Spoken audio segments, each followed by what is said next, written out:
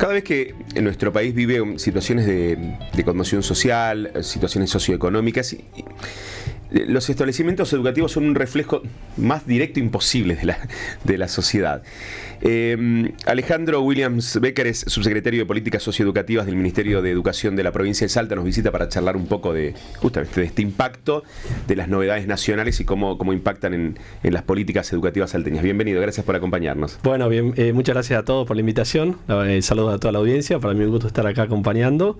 Y sí, como vos decís, ¿no? La escuela es en algún punto una especie de caja de resonancia de la realidad social, de la realidad familiar, así que... Casi sin filtros, ¿no? Exacto, ¿no? Todo lo que quizá incluso no se destapa en la casa, no se destapa en los barrios, se termina destapando en las escuelas y bueno, y son también situaciones a las que tenemos que estar preparados para atender. Estaba pensando que, a ver, ya nos metemos en el tema central de la charla, estaba pensando que en estas horas fue noticia un establecimiento educativo en la capital con un hecho de intento de abuso sexual, aparentemente, o de abuso por lo menos.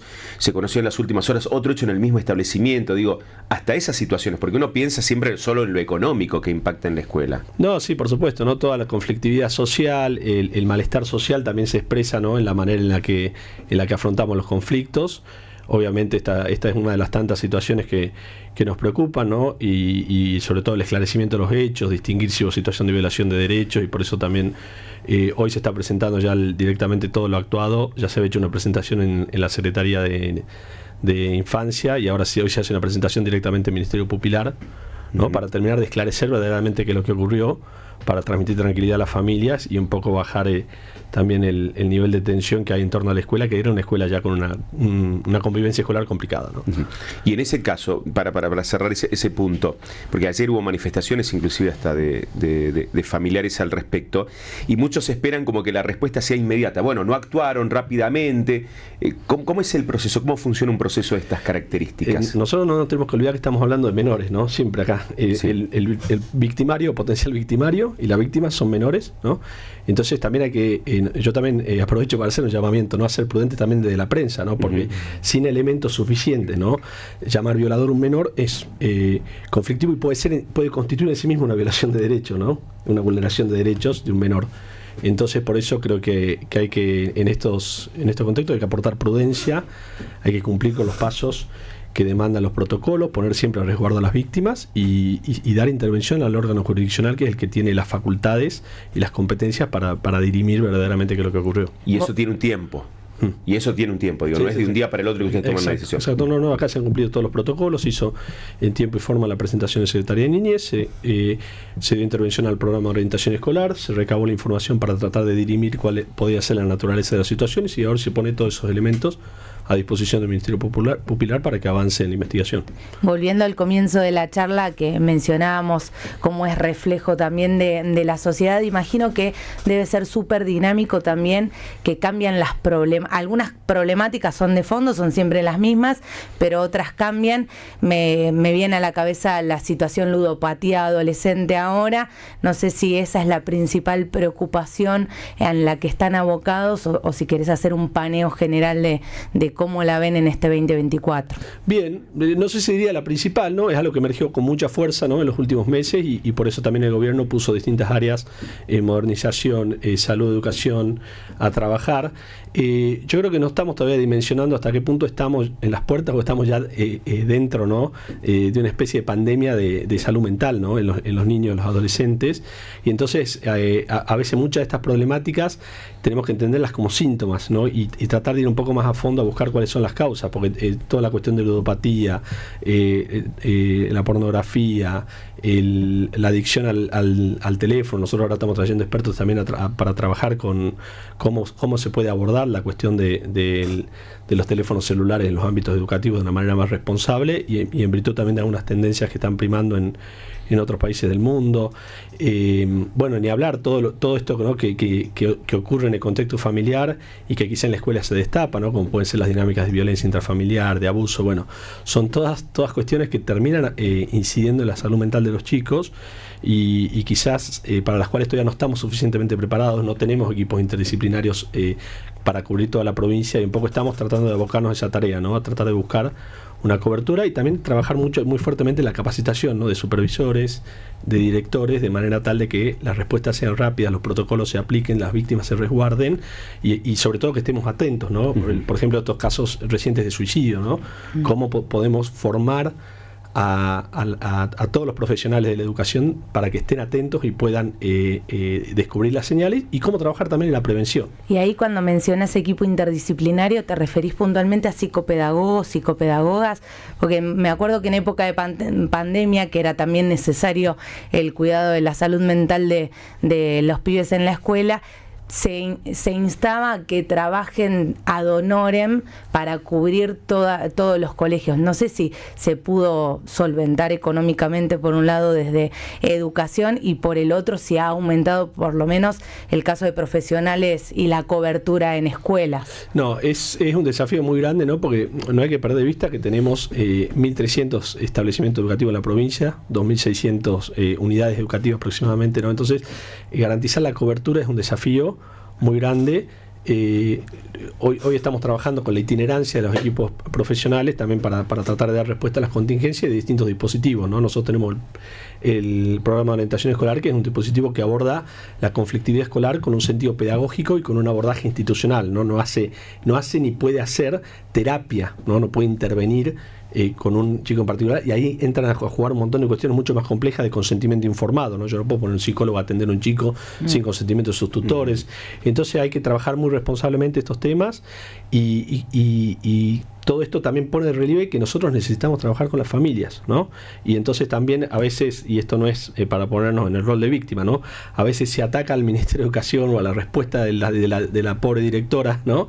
Y a menudo quizá a la directora le explota un problema, ¿no? Como decíamos, que se destapa en la escuela, pero claro, que tiene que ver con las dinámicas familiares, con las dinámicas sociales, con las dinámicas comunitarias, y respecto a los cuales, si queremos verdaderamente, sinceramente, resolverlos, tenemos que trabajar entre todos, ¿no?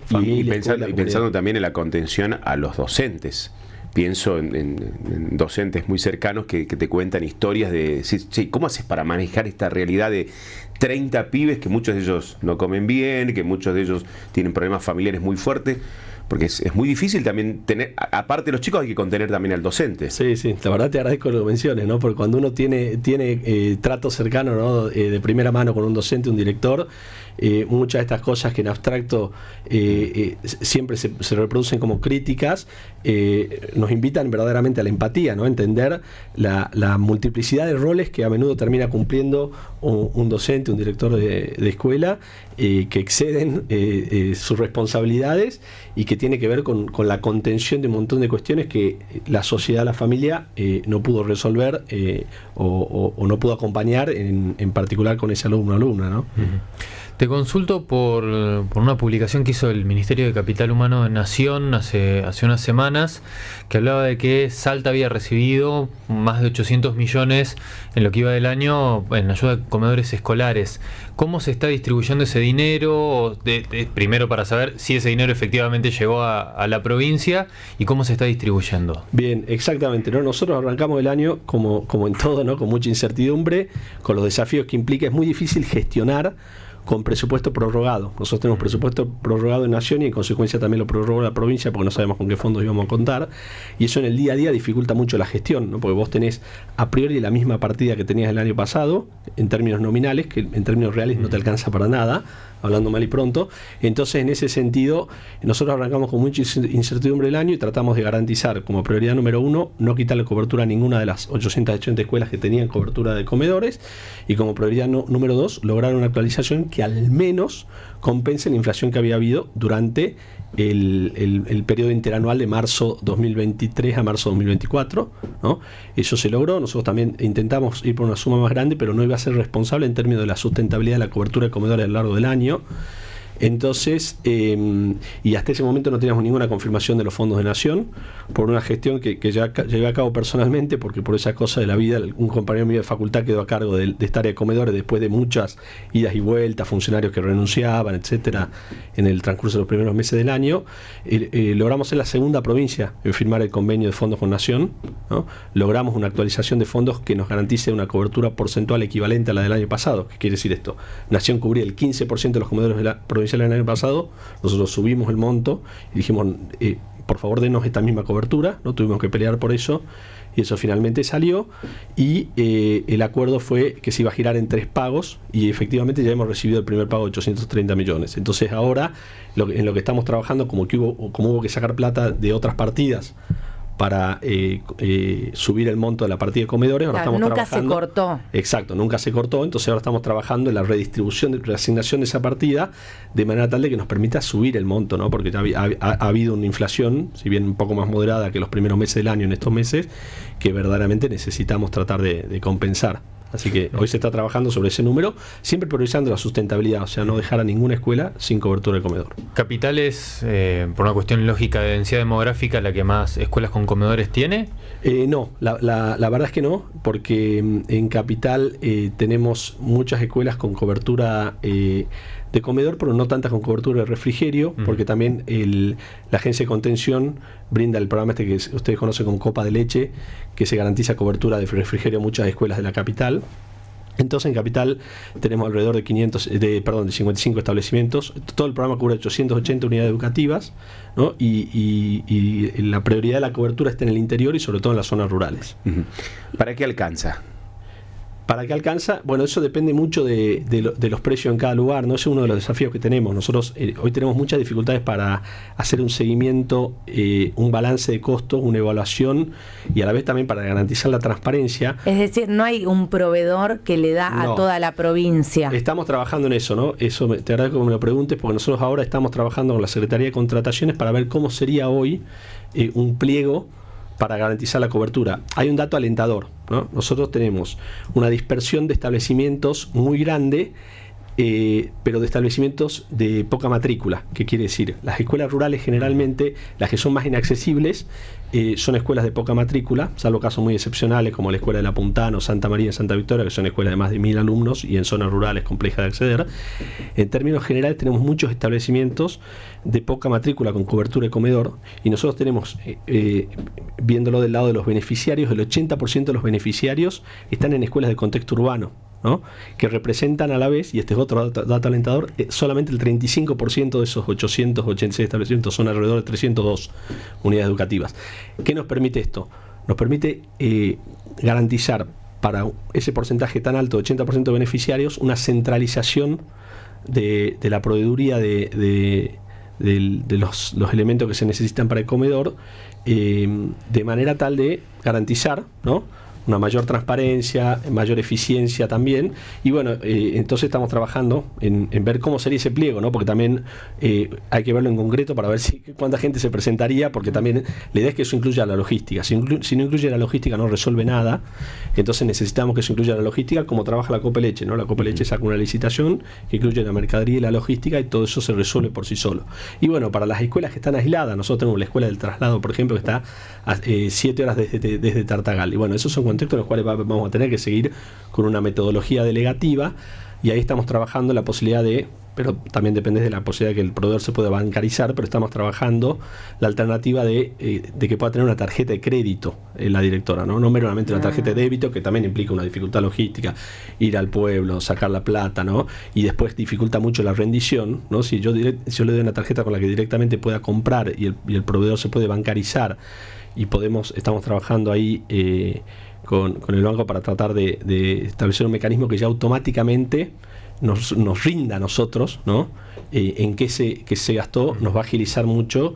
Después esto de las rendiciones, que es muy importante, un programa que tiene fondos nacionales y fondos provinciales, tiene que cumplir con los criterios de rendición de los dos niveles, y eso dificulta mucho y a menudo demora la transferencia de los fondos, la falta de rendición, el director que no pudo venir.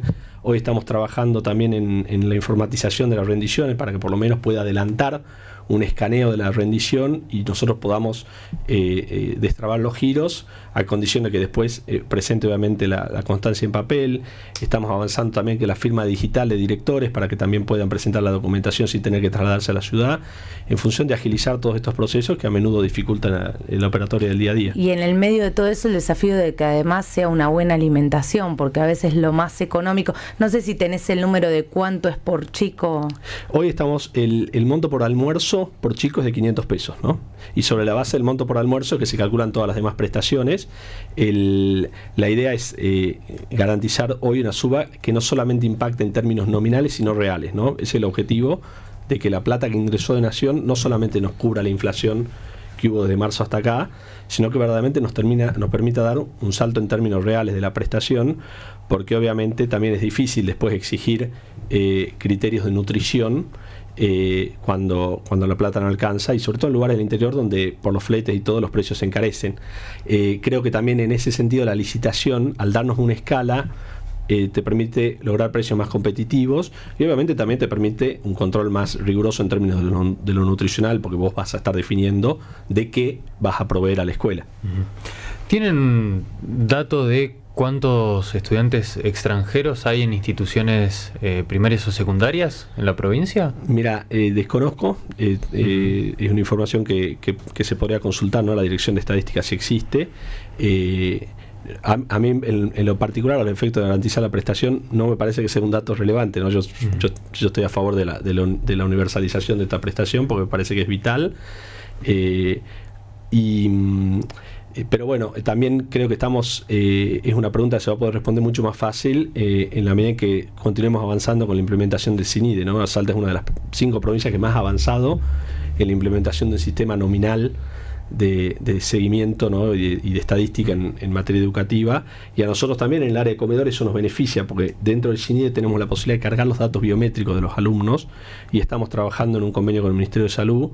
Todavía esta faceta del sistema operativo se está terminando de pulir, pero para nosotros sería un indicador muy importante, ¿no? Poder verificar si los establecimientos con cobertura de comedores permiten datos antropométricos que sean reveladores de un estado de salud nutricional óptimo o mejor comparado con establecimientos que no los tengan, ¿no?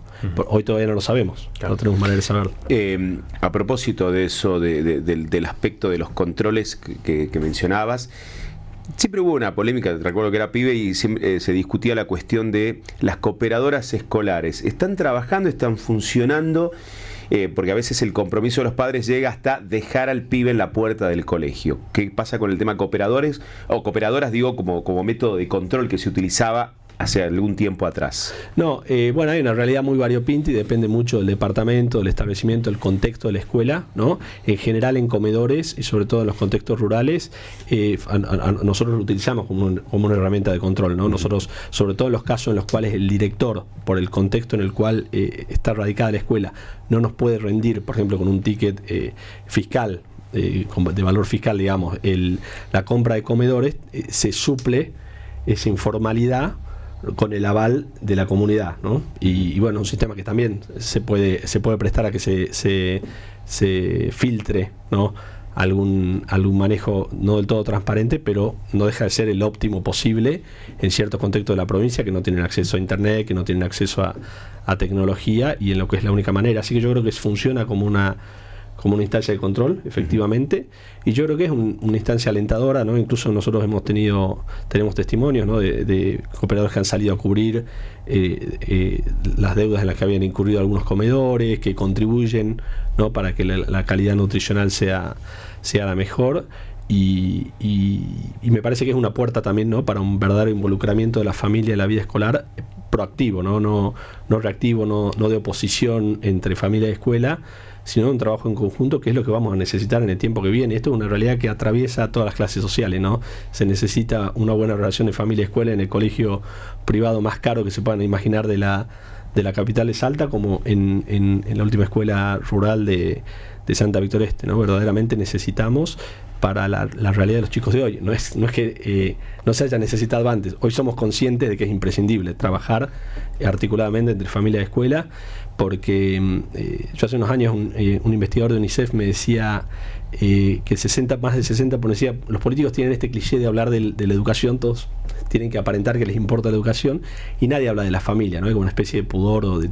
Y la pura realidad es que él me decía, el 60% del outcome, digamos, del resultado de un proceso educativo en chico, se explica más por la familia de la que viene que por la escuela a la que fue, ¿no? Y esto no te lo tiene que decir un investigador de UNICEF, es muy elemental, ¿no? Si uno piensa en su experiencia como alumno incluso, ¿no?